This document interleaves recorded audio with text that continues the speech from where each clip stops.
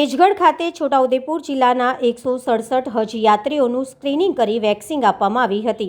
છોટાઉદેપુર જિલ્લાના 167 હજ યાત્રીઓને ફ્લૂથી બચાવવા માટે રસી આપવામાં આવી હતી। હજ યાત્રા પર જઈ રહેલા 167 હજ યાત્રાળુઓને તેજગઢ CSC સેન્ટર ખાતે રસીકરણ કરવામાં આવ્યું હતું। હજ કમિટીના નિયમ મુજબ હજ માટે જતા તમામ યાત્રાળુઓને ફ્લૂથી બચાવવા માટે પોલિયો, મેનિન્જાઇટિસ અને ઇન્ફ્લુએન્ઝા સામે ફરજિયાત રસીકરણ આપવામાં આવતું હોય છે।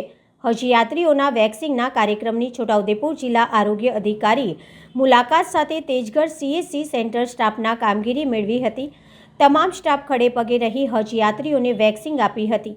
તેજગઢ નુરાની યંગ કમિટી દ્વારા વેક્સિન કેમ્પમાં આવેલા હજ યાત્રીઓ માટે ચા નાસ્તા સાથે ઠંડા પીણાની વ્યવસ્થા કરી હતી।